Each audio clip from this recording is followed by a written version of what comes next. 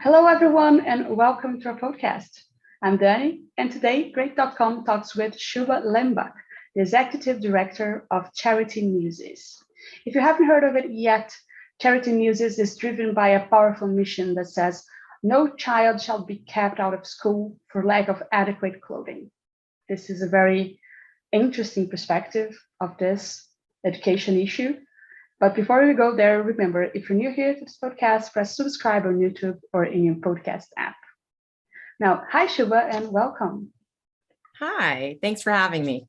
It's a pleasure. I'm really eager to learn more about this. But before we dive into there, can you tell us about your origins and of Charity Newsies and how it all started? Mm-hmm. So in 1907, three businessmen in Columbus, Ohio, were having dinner at a steakhouse, and they saw a poor young boy freezing outside selling newspapers.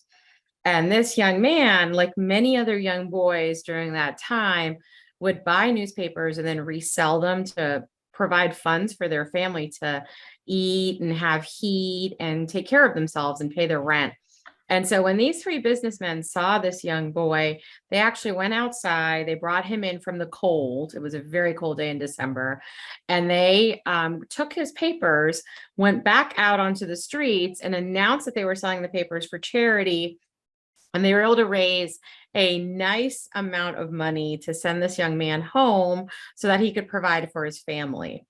At this point, the three businessmen had the idea of, wow, there probably, and there are a lot of children similar to this young boy who are suffering here in Columbus.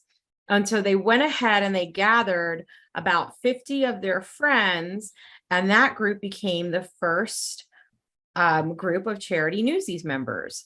And these members would raise funds every year in December. And then they would use those funds to make sure that children in Columbus had what they needed to thrive. Oh, this is actually quite remarkable if you think about it. It's been a long road, right? And I believe that a lot has shifted.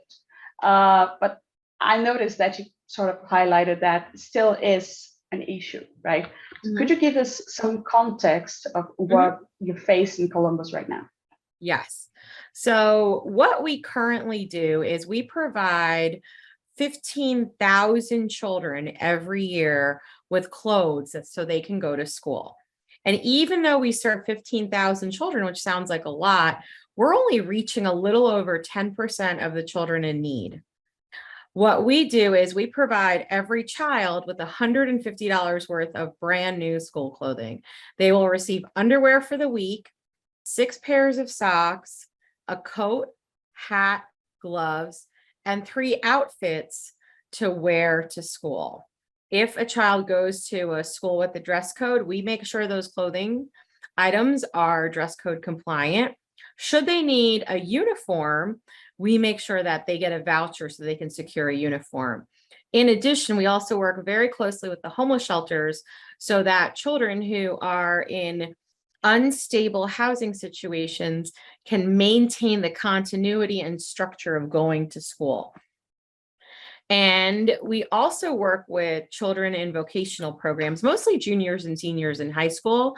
And we provide those young men and women with the items they need for their vocational program. So if we have a young man, for example, enrolled in a culinary arts program, we make sure he has his chef's coat so that he can show up to school feeling confident. We really believe in the power of enclothed cognition. And enclothed cognition is this whole idea of when you feel like you're dressed well, you feel confident, and it actually shows up in performance. It's a psychological phenomenon that's been studied. And so we really believe that making sure children have clothes for school help them go to school ready to learn and ready to succeed. And we know from data it helps reduce truancy and it helps them achieve better grades. Thank you for sharing this insight. I honestly, my first go-to thought would be, okay, children might need clothes to, be warm, be safe, be able to actually go to school. But we are talking about a whole new level of care, right? It's Mhm. about self-esteem, and this is really really wonderful. And one thing that I wonder here, actually, the first thing I wonder is, how do you select the children that will receive this help? Because you said that you're still not able to fully Mhm. reach your demand, but how do you make the selection? Um, we serve children in need. And how do we identify the children in need? Beginning in the summertime, families will go online, usually starting sometime in July, towards the end of July, early August. Families will go online and they will apply for assistance. They will let us know. Not so much about financial need. We understand how great the financial need is out there for so many families. So they do let us know kind of about their financial status. They also will let us know what school their children go to, as well as ages and sizes. And from there, we will keep going and we will keep filling orders for kids and submitting and taking in as many applications as we can until we run out of clothes. So believe it or not, securing clothing to serve 15,000 children is a year-long process. So even while we're distributing clothes, which we usually do from August through December, we will in October start thinking about clothing needs for the following year.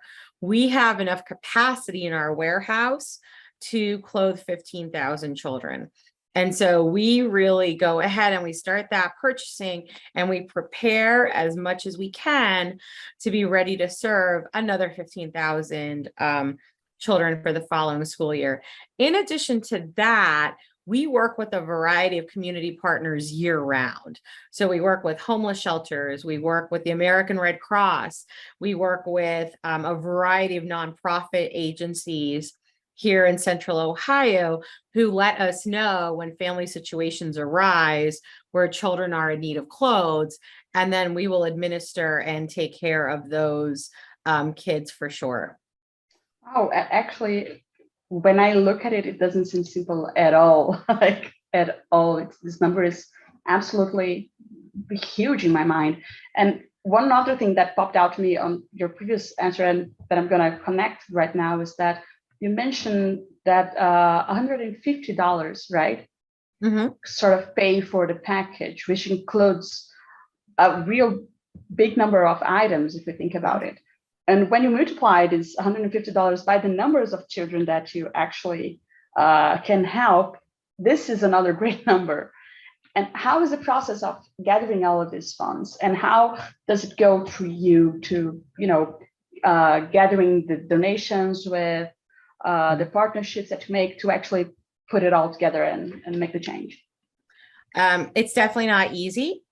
Our budget in terms of just purchasing clothing alone is well over $2.5 million every year.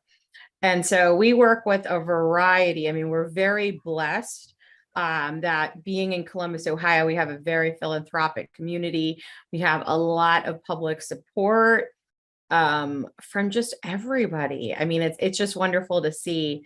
And so because we've been around for 116 years and we have a really strong history of volunteer support and involvement by the Charity Newsies members. So the membership organization continues to thrive. And with over 400 members today, we are very blessed that the people of Franklin County really understand our mission and our work. And we do receive a lot of private donations, corporate support, and governmental support. And so we are entirely beholden to our community and to the people who understand how important clothing can be. I can't tell you the number of emails we'll get or phone calls from parents who literally are unable to send their kids to school because they do not have clothes to wear. Wow. Wow, this is really another reality to me. I'm sorry, it's just that keeps me sort of mesmerized about how intricate those things are, because it really touches in so many different levels. And again, I'm thinking how many challenges must you face to get all things going? Could you tell us about this as well? How about the main challenges you usually face? We actually face a number of challenges because of the volume and the scale of serving as many kids as we do. We really need to purchase most of our clothing for kids. Luckily, we have some really great wholesale partners, but particularly over the past few years, we've been impacted not just by the pandemic and its resulting impact on philanthropy and the economy as a whole, but in addition, the supply chain issues. And so we have to compete with literally other massive retailers out in the space for products to serve our kids. And with the challenges that we've had over the past few years because of global supply chain and logistics issue, that's been a real kind of chore and challenge in terms of securing enough polos, for example, and identifying kind of domestic and overseas suppliers who can help us meet the needs of our kids in terms of products. So that's definitely been one challenge. Another challenge for us is just having to pivot operations because of the pandemic. And how do we serve? I mean, kids were continuing to go to school. And so we definitely had to think about how we pivoted and how we made sure kids were getting the clothes that they need when they started attending in-person schools again. So those are two big challenges. And then obviously, just like so many other nonprofits, finding the funding so that we can continue to serve as many kids as possible, because we know the need is great. We've seen the need increase. Just last year, for example, we received 30% more applications than we had the year prior. So we know between inflation, between some other changes in kind of the US economy and the global economy, we're expecting and anticipating demand for the 2023-2024 school year to be even greater. And so we're hoping to do whatever we can to support as many families here in Columbus as possible. Wow. I do hope you actually manage to do this. And we will.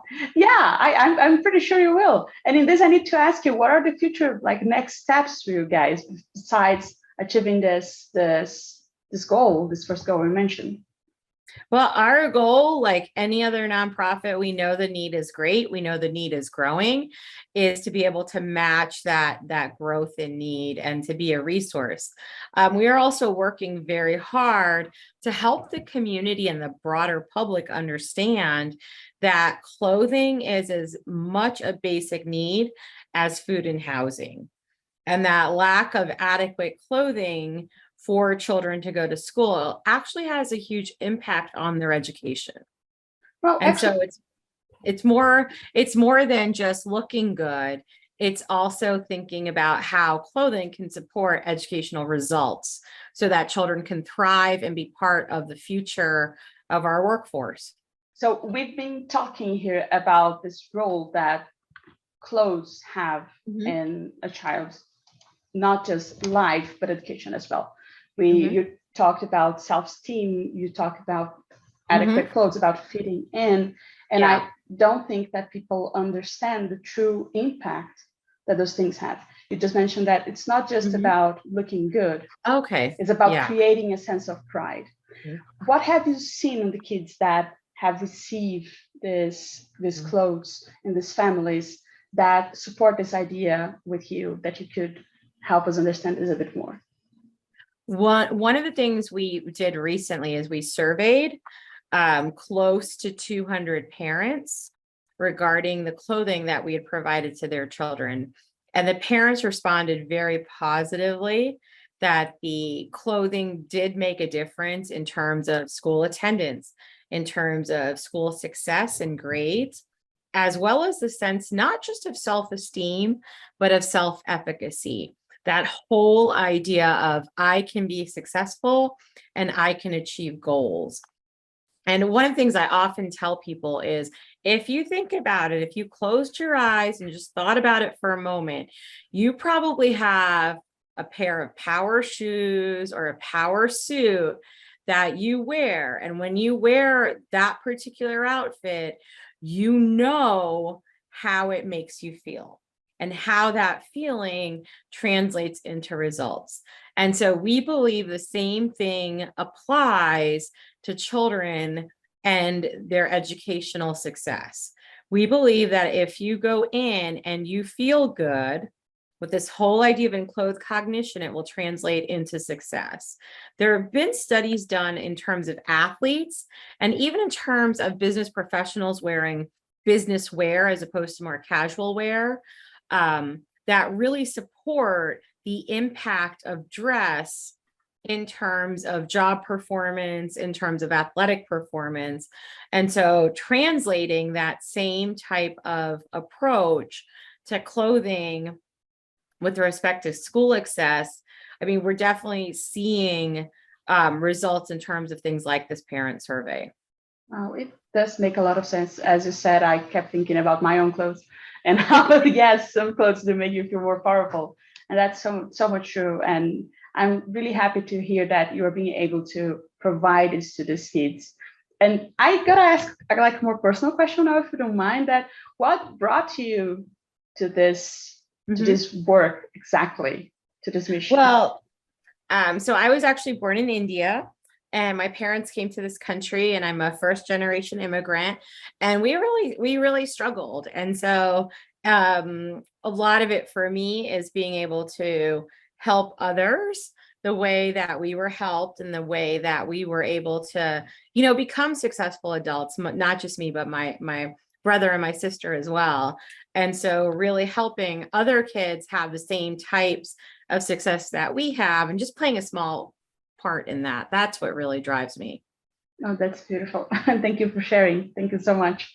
And now I think my most important question today is for everyone listening or watching us on YouTube right now, what are the best ways to help you keep going? We would love to have you visit our website, www.charitynewsies.org. And for every $150 gift you make, one child will have clothes so that they can succeed in school. And if you do happen to live more locally to Columbus, Ohio, we would love to have you come volunteer for us. That would be truly wonderful. And again, people, you can find a link to their website on the description of this episode and in our website as well. Now, Shubha, thank you so much for talking to me today. I learned so much. It was a wonderful conversation. Thank you.